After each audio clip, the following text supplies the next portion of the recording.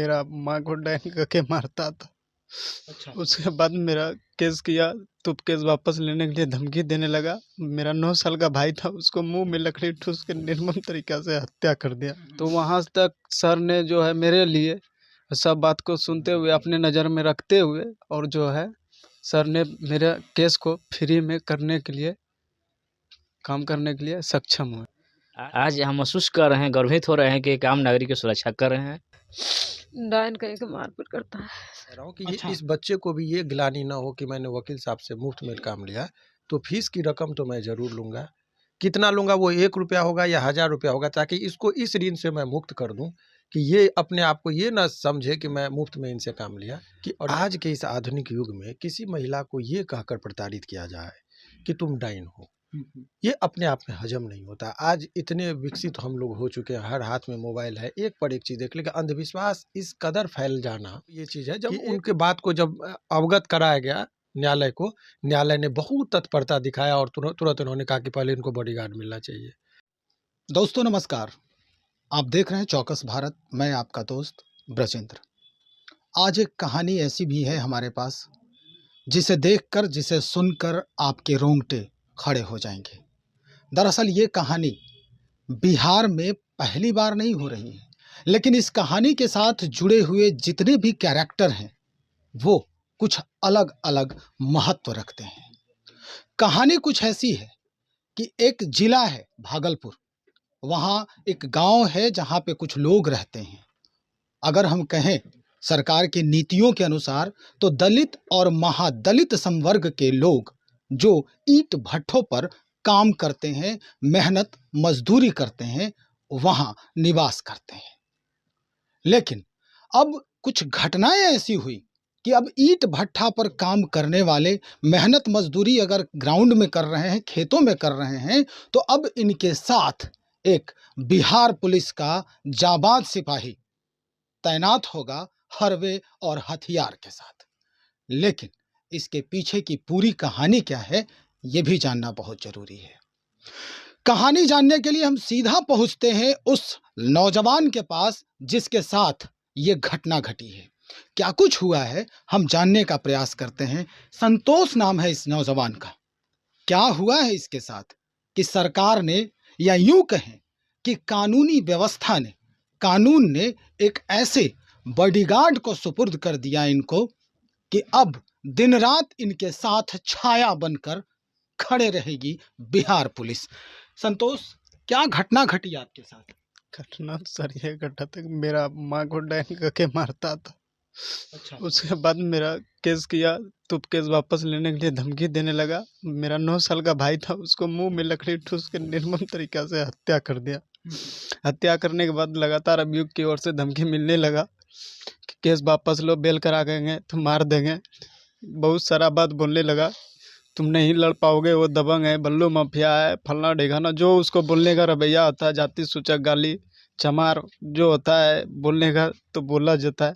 लेकिन सबसे धन्यवाद सर का करना चाहता है तो मेरे लिए अभी भगवान है, क्योंकि हम तो सर शिवानंद भारती सर और न्यायाधीश सर जो है जिन्होंने हमको सुरक्षा मुहैया किया है और सर जो करवाया है, सबसे पहले इन दोनों को मेरे लिए भगवान है सर, क्योंकि हमने सर को देने के लिए तो कुछ नहीं है। और पटना तक, यहाँ तक तो हम सब महादलित परिवार से गरीब है, जो 2 रुपया कमाते हैं भट्टे पे, तो हम सर को दे नहीं पाएंगे। तो वहाँ तक सर ने जो है मेरे लिए सब बात को सुनते हुए अपने नज़र में रखते हुए और जो है सर ने मेरे केस को फ्री में करने के लिए, काम करने के लिए सक्षम हुए।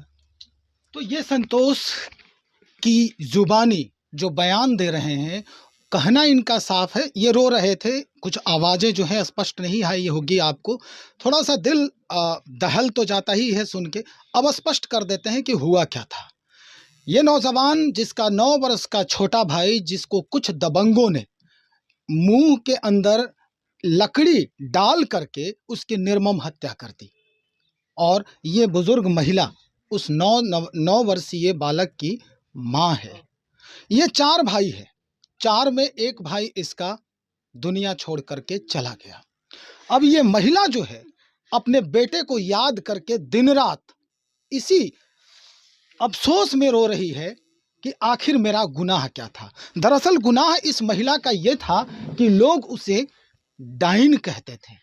ये ग्रामीण परिवेश की ये कहानी है कि गांव में जो ग्रामीण स्तर के लोग होते हैं, जब उनकी बात, उनके विचार जो है एक दूसरे से नहीं मिलते हैं, तो वहाँ पे टोन और कटाक्ष करने की ये परिपाटी आज से नहीं बल्कि वर्षों से है। और यही हाल, यही हस्र इस महिला के साथ भी हुआ। ये महिला गांव में डाइन के नाम से बदनाम हो गई और उसके बाद क्या था, हस्र सामने है। हम कोशिश करते हैं इस महिला की जुबानी भी सुनाने की कि क्या कुछ हुआ इनके साथ। माता जी, क्या कह के आपके साथ इस तरह से करता था लोग? डायन कहीं के मारपीट करता है।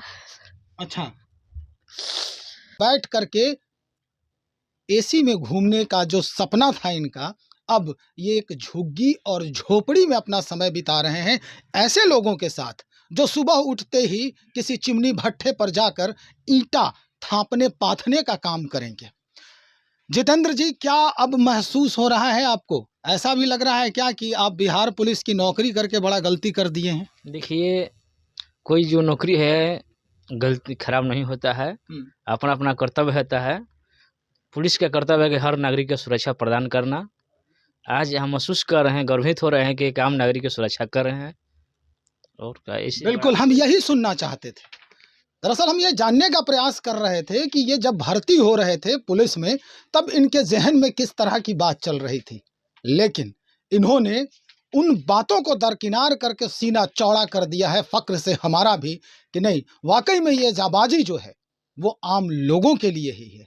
चलिए, बहुत शुक्रिया, बहुत धन्यवाद जितेंद्र जी का कि इन्होंने इस तरह का जो अपना दिलेरी है वो दिखाया और स्वीकार किया कि हम ऐसे लोगों के साथ रहेंगे और जो अपना कर्तव्य है, जिसकी कसम खाई है हमने, वो हम निर्वहन करेंगे। अब हम ऐसे व्यक्ति से बात करने जा रहे हैं जो इस केस को हैंडल कर रहे हैं।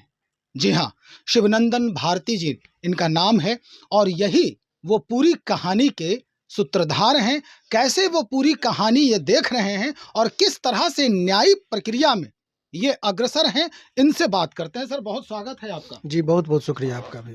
सर, क्या लग रहा है आपको, कैसे आप इस केस को देख रहे हैं और किस तरह से इनका जो है वो मदद कर रहे हैं? ये सुनने में तो आ रहा है कि ये एक चवन्नी भी देने के लिए ये सक्षम नहीं है। देखिए, सबसे पहले फीस के रिगार्डिंग ऑन कैमरा बात इसलिए नहीं होनी चाहिए कि ये एक अपमान भी होगा इनके प्रति। जी, तो मैं आपके सामने ये चीज़, चूँकि ये 2-3 मीडिया वालों ने कहा कि भाई पैसा तो ये एडवोकेट एक्ट में कहा था कि मुफ्त में आपको नहीं किसी का केस लड़ना है, तो ये घोषित करके ये उचित बात नहीं है। चलिए, ये तो एक सही बात ये कहा हो गई। आपने। दूसरी बात मैं कह रहा हूँ कि ये इस बच्चे को भी ये गिलानी ना हो कि मैंने वकील साहब से मुफ्त में काम लिया, तो फीस की रकम तो मैं ज़रूर लूँगा। कितना लूँगा, वो 1 रुपया होगा या 1000 रुपया होगा, ताकि इसको इस ऋण से मैं मुक्त कर दूँ कि ये अपने आप को ये ना समझे कि मैं मुफ्त में इनसे काम लिया और यह आजीवन मेरे प्रति आभारी ना रहे।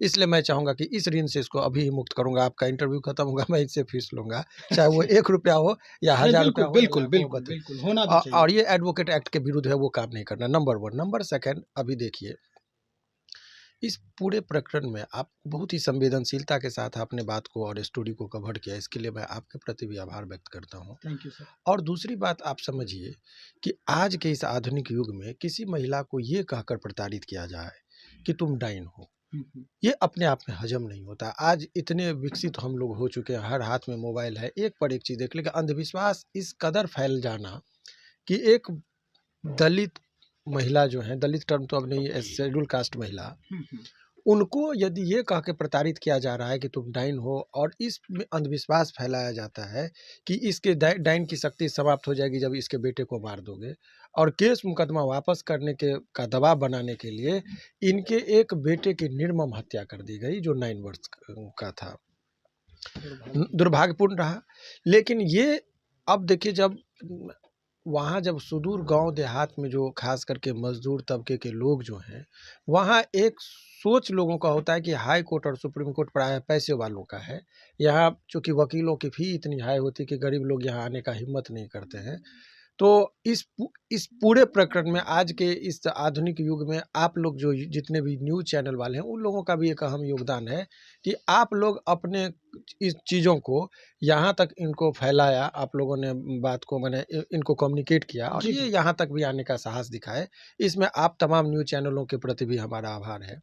दूसरी बात आप समझिए कि इस पूरे मूल मैं सब्जेक्ट मैटर पे आ जाऊँ, तो इस महिला पर एलिगेशन यही था कि कि ये डाइन है और इनके बेटा को मार दिया गया, निर्मम हत्या की गई। और दूसरा जो संतोष जो है वो इसके बहुत ही जज़्बात माने कि जज़्बे के साथ कहिएगा कि ये न्यायालय की तरफ आया जब ये आए तो इनके ऊपर भी हमला होने की संभावना थी। पूरे परिवार को माने नस्तो-नाबूद करने की साजिश रची जा रही थी कुछ दबंगों के द्वारा।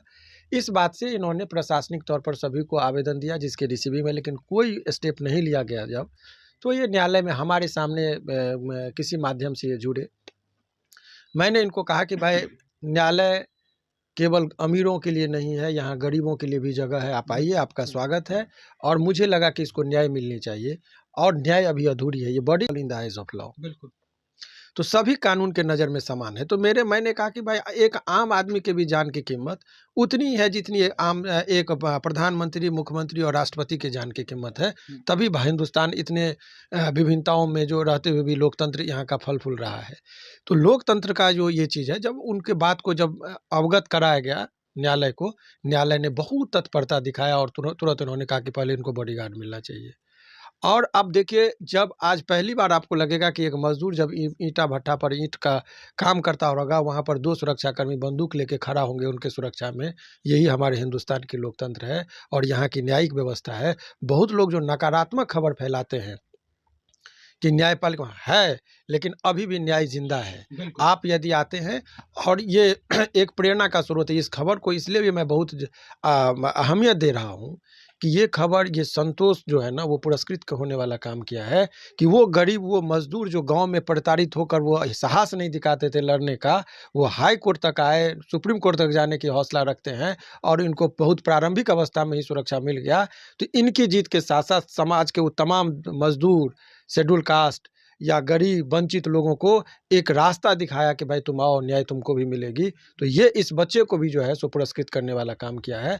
और ये सामाजिक दृष्टिकोण से देखा जाए तो ये हमारे हिंदुस्तान के लिए जो लोकतंत्र की परिकल्पना गांधी जी, अंबेडकर जी ने जो की थी, वो आज दिखा इस केस के माध्यम से। तो ये बहुत बड़ी बात मुझे लग रही है कि अभी प्रारंभिक अवस्था में मिला। जो न्यायिक प्रक्रिया है अब किस चरण में है, ये आखिरी सवाल है। ये बहुत ही देखिए, ये सामान्य सी बात है। कोर्ट के नज़र में कोई भी केस स्पेशल नहीं होता है, चाहे वो किसी भी इंसान का हो। तो इस मामले में जब आप देखेंगे तो आपको यही लगेगा कि ये जो केस है, इस केस में आप देखिए, सिंपल सा बात है कि बेल के लिए जो है, बेल की जो प्रक्रियाएं होती है, तो जब कोई अभियुक्त होता है तो उसको बेल के लिए न्यायालय में आना होता है। न्यायालय में दूसरे पक्ष को भी रखा जाता है, अनुसंधान करके पुलिस जो अपना रिपोर्ट देती है, डायरी वगैरह, क्योंकि कानून का जो प्रतिमा है उस पर आप देखेंगे आंख पे पट्टी है। घटना को वो ना देखते हैं और हाथ में तराजू होता है, सबूत को तौला जाता है, कितना वेटेड आपका सबूत है, कितना है।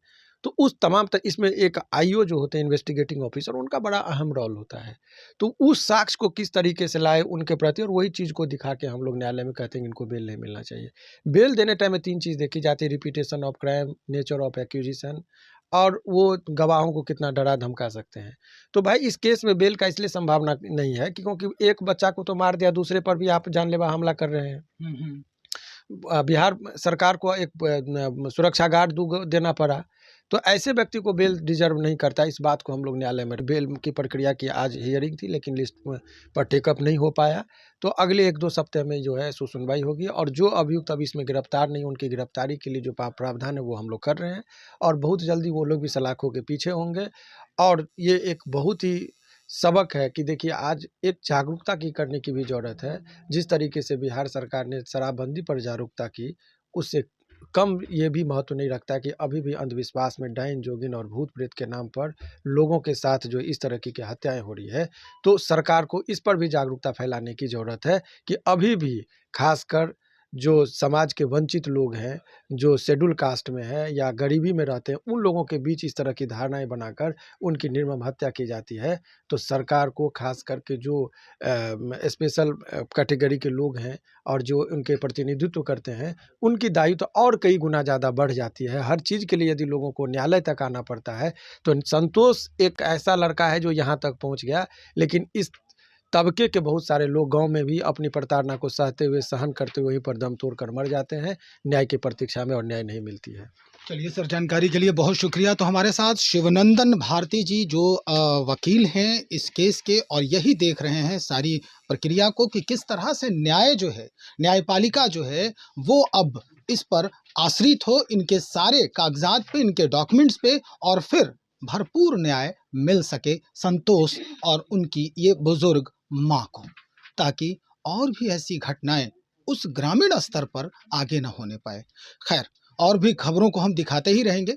बहरहाल इस खबर को देखें और देखने के बाद मेरी यही आग्रह और उम्मीद है मेरे तरफ से कि आप, जो सर ने कहा, वकील साहब ने जिस तरह से कहा है कि और भी लोगों को जागरूक होने की ज़रूरत है, जागरूकता फैलाने की ज़रूरत है, आप भी जागरूकता फैलाएं और प्रयास करें न्यायपालिका पर भरोसा करने का। बने रहे हमारे साथ। बहुत शुक्रिया आपका।